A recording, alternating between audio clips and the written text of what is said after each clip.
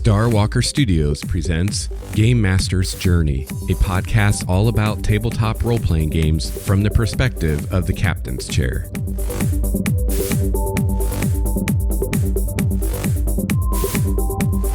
Running a published adventure that will span the majority of the careers of your PCs presents unique challenges. Will Johnson returns to the show today to discuss those challenges. So join me on a journey. Together, we can become game masters truly worthy of the title.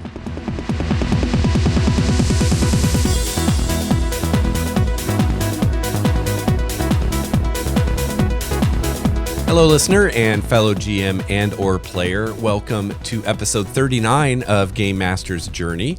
I'm your host, Lex Starwalker. I've got a great show for you today. This is the third part of a three-part interview with Will Johnson about published adventure paths. Today, we're going to discuss dealing with the 15-minute workday in an adventure path and in adventures in general, and chump encounters in adventure paths and adventures in general. We also discuss how you can avoid running out of steam as a GM when running such a long-term campaign. We'll have a quick word from our sponsor, and then I'm going to bring Will back on board the Obsidian Monolith to talk all about adventure paths. We all have busy lives, and the hustle and bustle of modern day living can often leave us feeling anxious and stressed. Do you find yourself longing for your free time, yet when it arrives you can't unwind? Do you feel restless and on edge? Are you having trouble sleeping at night? Are you not finding satisfaction in your romantic relationships? If you are suffering from any of these symptoms, Audible Books is a new therapy that can help you escape from the grind of your routine. You can sit back, close your eyes, and enjoy a beautiful fantasy world or explore the stars, all without leaving your most comfortable chair. Ask your doctor if Audible is right for you and take the first step to a richer life today. You can try Audible for 30 days for free, courtesy of Starwalker Studios. Just visit the website for your favorite podcast at starwalkerstudios.com and go to the bottom of the latest episode show notes for details. Audible Books. Enjoy a good book today.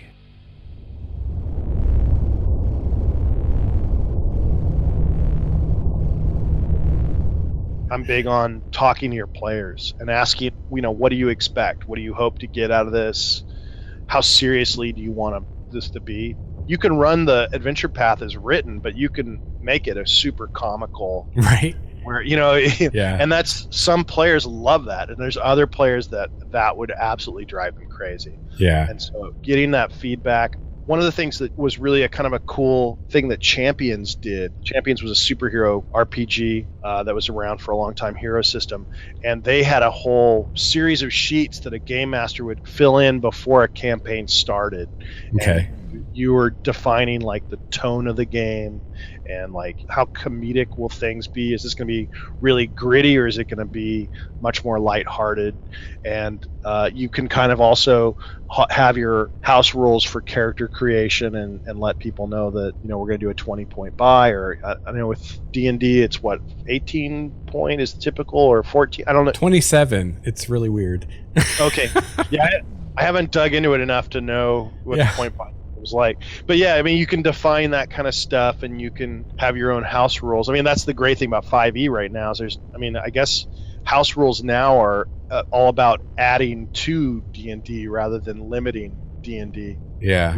With Pathfinder, your house rules are usually limiting things. You're saying, I don't want you to use this, or this. Yeah. But with D&D now, it's such a streamlined system that it's more along the lines of, we're going to use the following optional rules. We're going to throw feats in, and we're going to do those kind of things. Yeah. So that whole kind of a campaign, that was sort of part of the Champions. Every time you wanted to run a new campaign, they encouraged you to write up that agreement, which is, this is what what to expect from this campaign. Okay. So that players kind of have an understanding from the beginning, and they have, at that point, they can throw in their own 2 cents. If they're not happy with something that they see, they can discuss it then. And so I think a lot of that has to do with the same thing when you're talking about an adventure path that's going to take so long, It's, do you guys want a lot of downtime? Is that something that you want to do because you want to explore different aspects of your character's personality? Or do Right. you want a lot of side quests? Or are you here just because you want to devour the plot? And do you mind if I take too many detours? Because, I mean, there is a certain point where you could modify Horde of the Dragon Queen so much that when that player talks to another player that's played through it, it's like they're talking about two different adventures. So it's sort of like, do you owe your players, do you have an obligation to provide a version of Horde of the Dragon Queen that is similar to everybody else's version of Horde of the Dragon Queen so that they have common ground to talk about? Right. Or should you just run it however the hell you want, make your own substitutions and changes? Yeah. So I mean, I think a lot of that has to do with just sort of the expectations of the players. If you've talked to another player and you go, "Hey, did you guys finish Horde of the Dragon Queen yet?" and they're like, "Yeah, cool," and then all of a sudden you're trying to compare notes, and you're going, "Well, hold on, we didn't do any of that stuff." That could cause a problem. I mean, some players might feel like they're getting ripped off, whereas other. So I think a lot of that just comes down to what your players want out of the experience. Yeah. Yeah, I haven't really taken anything out except for a few just really minor, basically like almost like random encounters here and there where I'm just like, I'm not going to do that. It's just getting tedious. But, you mentioned in the email when we were emailing back and forth about, one of the things to think about when you're getting ready to run one of these is, do you really want to add stuff? Because, and this is something I've run into where I've come up with ideas of things to add, but then I'm like, well, this is already going to take probably a year and a half. And if I start adding stuff, we could be pushing 2 years really quickly. Right. And that could be a real problem. It's tough. I mean, especially you're doing by Roll20, so your move's not going to interfere as much with your run of this. But if this was all face to face, your players would all of a sudden realize that we're probably not going to be able to continue this. Right. And, because you're moving. And so, that 2 years, I mean, the average gamer is in their 20s. And, there's a lot of things that can come up in 2 years. Right. People start getting married. They start having kids. They, jobs may change. And you have a situation very quickly where those diehard gamers who are ready to play 5 days a week are now only able to play every third week, and so it can be really tough. That's the real tragedy of getting older as a gamer, is that we don't have the time. It's not like our high school days when, I remember 3:00 in the afternoon on Friday, we would start gaming and we'd just game all the way through till Sundays. Oh yeah. It was awesome. In college, same thing. A lot of times they're able to do that. But boy, once people start getting married, that whole thing changes quickly. Oh yeah. And so that really does change how you run these. I'm jealous. There's guys in the Bay Area that do adventure paths, and they run them, 11-hour days, and so they're able to just motor through those things. And I'm saying, oh, I wish we could play that way, but that just isn't a reality for us. And so it's tough. There's a lot of little side quests and stuff that would be really fun to put in, but that it's going to take time away from the books. And it's sort of like, you don't want to be slavish to the books. I don't mind changing things at all if I don't think it's going to make my game good. But at the same time, I kind of do feel like I want to provide that experience. I want my players, when they've finished Rise of the Rune Lords, to be able to talk to other people that have finished Rise of the Rune Lords and have a common experience that they can talk about. And so I do want to kind of give them the what's provided. Yeah. So it's tough. It's tricky. And so I don't know. I think a lot of it just comes down to talking to your players and asking them what they think. It sounds like you guys are going pretty good through. You said that you're 19 sessions in and you're coming toward the end of Horde of the Dragon Queen. Yeah. So you're looking at maybe for a total of like 50 sessions for the whole thing. Yeah. Yeah, probably. And you're doing every week or every other week? We do every week for 4 hours. Yeah. So you're looking at like 1 year run. Yeah. Give or take some sessions that are missed. And so I would say that's pretty good. That's a lot of content that you're chopping through. Yeah. So it's, and I think maybe as you get into the second book, you may start feeling more confident about side quests and stuff because you realize that this group's working out. We're going to definitely. Right. I don't mind adding 3 or 4 more extra months. We're going to do some fun side quests now that we're getting towards the end is in sight, and so I'm not as worried about how much we've got to cover still. Yeah, I know with this particular campaign, I've been really reluctant to add things because the first book starts out really strong. Like the first adventure is really cool, and then it kind of does this like slow decline until like the last couple chapters of the book, and then it starts getting cool again. And then the second book I think is really awesome, and there's a lot of variety. You've got your dungeon crawls, you've got like political stuff and negotiations and stuff like that. So I've been kind of reluctant to do anything that would prolong getting to the second book, because I think that's where people are really going to start really liking the campaign. But once we get there, I might just kind of ease up on the throttle a little bit and enjoy the ride. Yeah, and I think with D&D and the skill system, how does that work now? When I level up, I don't pick skills again, do I? It's sort of just automatic. Okay. Yeah. So it's not like they could make bad decisions, in other words, leveling up, that could hurt them in the later. So that's the one thing that's with Pathfinder, that's always an issue. So like if the first book is just solid, non-stop fighting, and then book 2 is all of a sudden going to be very diplomatic, in a Pathfinder game, you may have had players that have built their characters around the fact that we don't do anything but fight, and so I'm only going to put my skill points into the skills that I think are going to help me fight better. And then all of a sudden you now pull the rug out from under them, and they're now expected to be diplomatic and charming, and all of a sudden they're going to find that I wish I'd put more skills into diplomacy and bluff. But I guess with D&D, that's a strength, in that you don't have to worry about people building their character wrong. They'll be fine, when they get to that section too. Yeah, and luckily I have 6 players, and one of them is a bard, so they're good to go. Great. Well, that's good. That gives the bard a little bit. That'll let the bard enjoy it. He'll be able to enjoy that stuff. Yeah. It's not just always singing about how great his teammates are.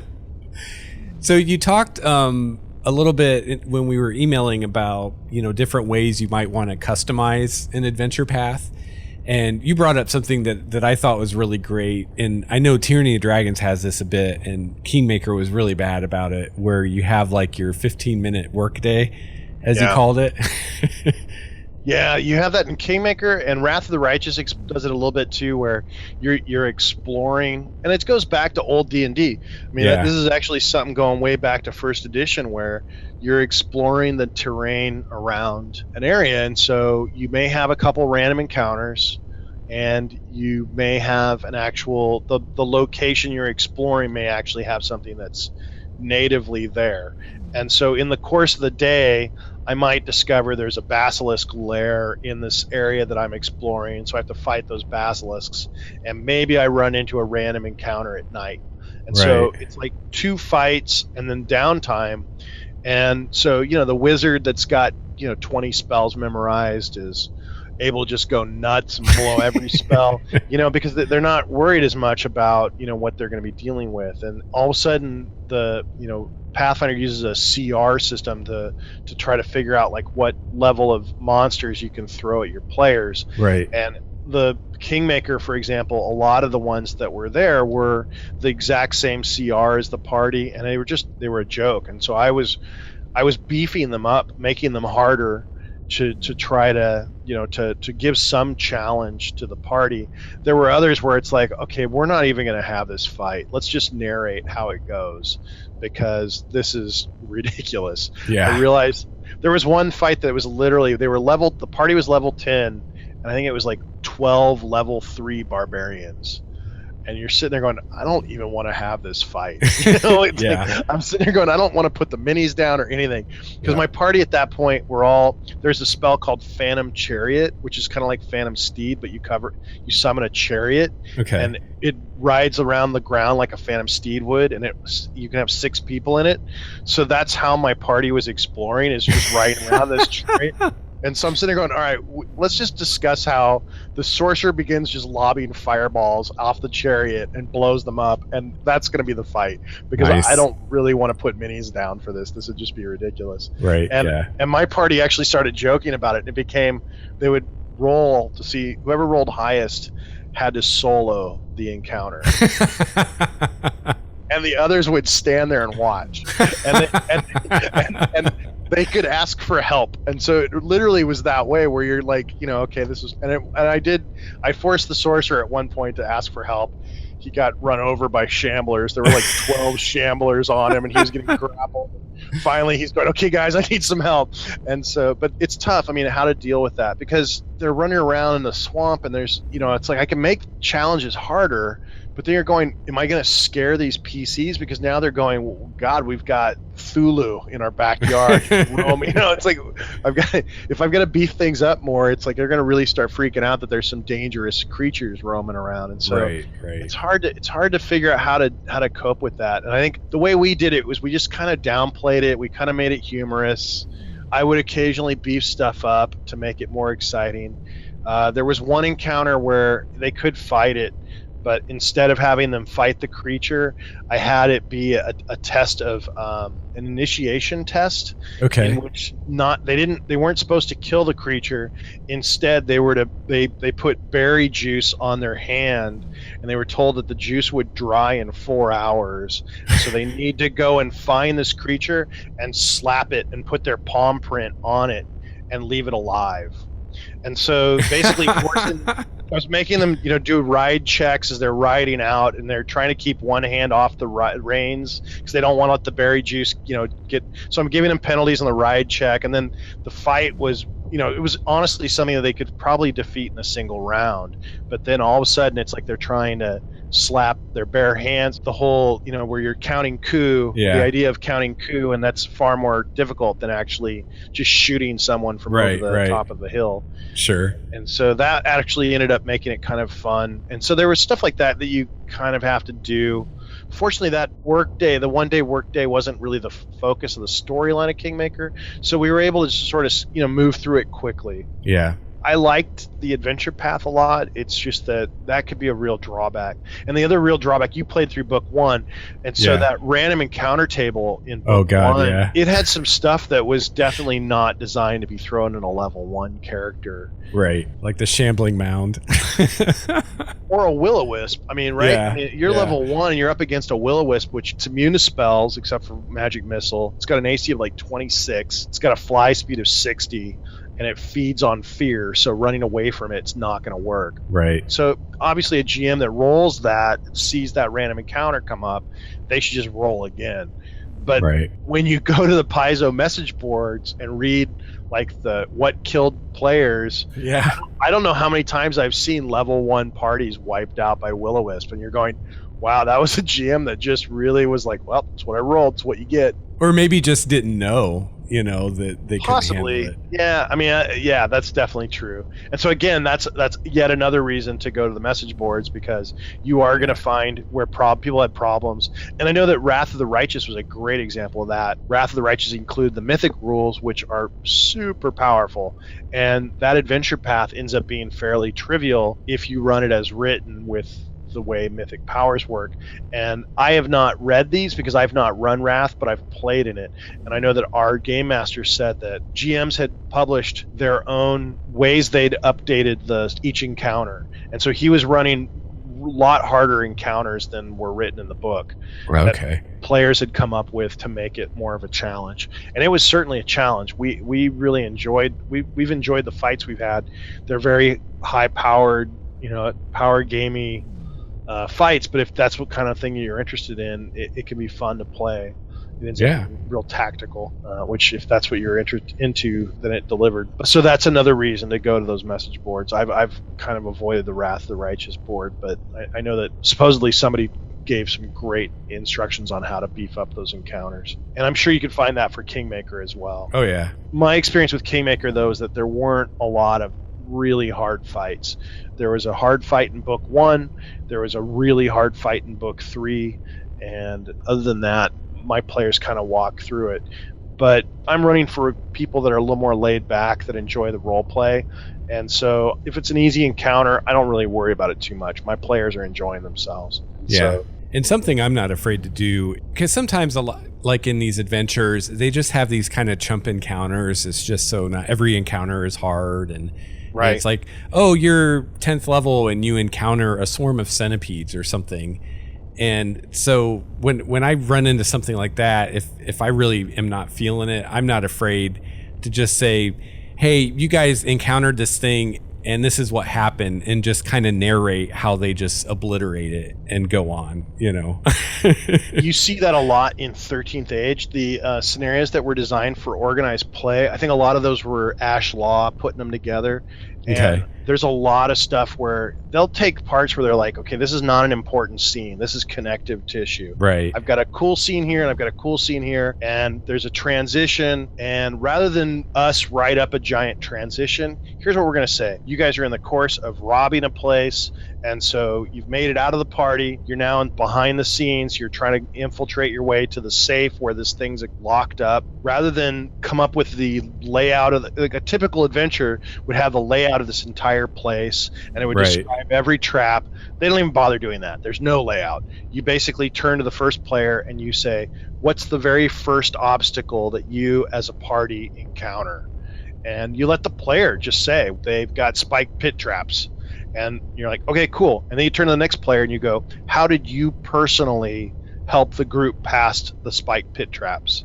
And Cool. they then come up with their way they would help the party pass them. And they just sort of do this for a bit, and you go, okay, cool, we're now at the safe. The thing that I noticed from reading those is I'm going, if this was a Pathfinder Society scenario, I'd have had a really detailed map, and I've had descriptions of every room, and I would have had all the traps and descriptions of all those traps, and that would have eaten up, 8 pages of scenario. When they just threw away those 8 pages, and in like a paragraph, they were able to get you from this one cool scene to another cool scene. And at the same time, the players were able to come up with really fun or showboaty ways or come up with interesting solutions for how they got past it. And so, like you say, with that swarm, you could easily say, okay, there is this fight here. I don't want to have this fight because I don't think it'll be interesting to run it as written. However, let's talk about how you guys overcome it. Yeah. And then just pick a person at random. What did you do to help the group overcome this centipede swarm? And I would purposely pick the person who has the least capability of dealing with a centipede swarm, just because it's more fun to hear that fighter going, I pull out my bedroll and I throw it on the centipede swarm and start rolling around on top of them. That is the one thing that, I've been 30-something years of gaming, and now in the last 5-6 years, that's the real influence has been getting the players to let them have as much impact on the story as possible. And so, if you see something that just doesn't look like it's going to be fun, you can skip it. But another cool option is to throw it out there for the players to, how did you guys do this? Let's have you narrate the scene. This is what you'd be fighting. What did you do to overcome this? If you weren't going to really run it because it wasn't interesting, there's really no need to roll dice, right? Right. I mean, just let's just talk about it. One of my GMs would occasionally do that, where he's like, okay, here's the dungeon. This fight's interesting. This fight's interesting. This area's not interesting. This area's not interesting. So what he would do is just have us roll to see how well we do on average in the uninteresting areas. Okay. And if we rolled really well, he might say, okay, pick 3 spells, cross them off. Those are the spells you used getting rid of that threat. Or he may say that you took X amount of damage clearing that area out. This is what you fought. Let's talk about that fight real briefly, and then let's move on to another area of the dungeon that's going to be a little more interesting. And so he just sort of knock off some resources based on how well we rolled, or how poorly we rolled. Ultimately, that's what a lot of these adventures are, is burn resources, get to the final encounter. Yeah. Final encounter's fun, but the other stuff's maybe not so fun. It's just designed to burn resources. And so it's sort of like, okay, as a GM, am I going to run this as written? Am I going to make every one of those encounters fun? Or am I going to just say, burn some resources and let's skip to the fun part? Yeah, and I think that's a great way to do it, is just say, hey, mark off these spell levels or whatever, and let's just go on. Yeah, or you could do the fail forward process. You can say, or do you want to take some kind of complication? Do you want to take an interesting complication for your character? Maybe you don't burn those spells, but maybe you broke one of your magic items. Yeah. So maybe something bad happened to you that needs to be dealt with. And so, yeah, I mean, there's things that you can do like that too, or it's, do I want to waste an hour on a fight that I personally don't think is interesting. And to me, that doesn't sound fun to me. Right. So it's sort of like, how do I make that fight fun, or how do I move around it in a way that the players have a good time? Absolutely. In terms of these adventure paths, I mean, the other thing to talk about is some of the oldest ones are probably Call of Cthulhu. Oh, okay. That Masks of Nyarlathotep is one that's one of the older, big, really long campaigns like that. And I know that the one I've been trying to figure out how to run it for my gaming group, but I've got the Eternal Lies adventure path for it's not it's not an adventure path, but it's a very long book, 400-page book or so, for Trail of Cthulhu. Those types of really long campaigns have been around for a while, and they're just fantastic. So I know the one Eternal Lies won the ENnie Award for Best Adventure, I think it's 2 years ago. And so that's the one I've been kind of dying to run for my gaming group. I had one question that I don't think was Sure. in the email, but I was curious your thoughts on when you're running like a long adventure path. How do you, as the GM, avoid running out of steam, and how do you keep your players from running out of steam through this long thing?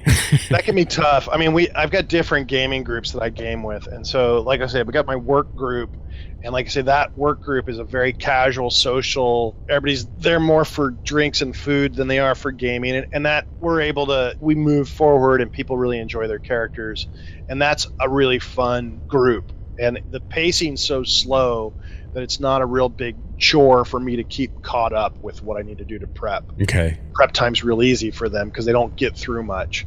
Now, I've got another gaming group, and we move through stuff pretty quick. Basically, as a group, we just sort of say, hey, how do you want to handle this? And so we've gotten the point now with Wrath of the Righteous. We got through book 3, and as a group, we kind of decided we weren't really interested in continuing with the adventure path. Okay. And it was largely because the game master sort of said, this is a way this is going. It's going to become very Diablo-ish, where we're going to be just fighting a lot of demons over and over again. Book 3 tied up a whole lot of personal story arcs, and so the GM thought that those were very interesting, and so we worked through the story arcs, which were fun. They all tied to our characters, but then going forward, it was sort of like, do we really want to pursue this? I think that one of the things you can do is just sort of check in with your players.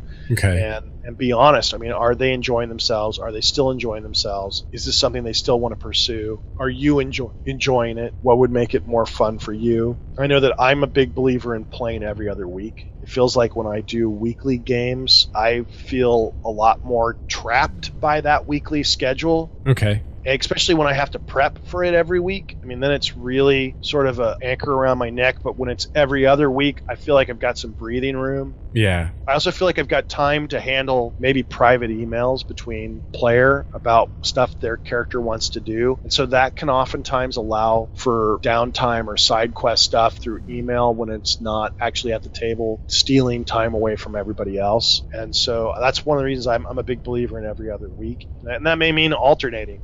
And so if I'm getting burned out as a GM, I know that that's one of the best ways for me to recharge to play. And so maybe instead of running every week, I maybe run every other week, and someone else runs on the off weeks. Okay. And I find that that's one way to really recharge my batteries.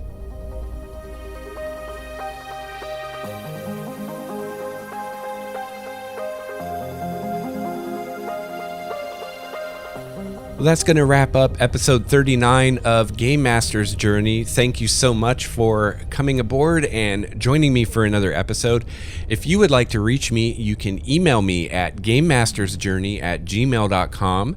You can email Will at willj@cvpathfinder.com. Please follow me on Google+, just search for Lex Starwalker, and please follow me on Twitter at Lex Starwalker.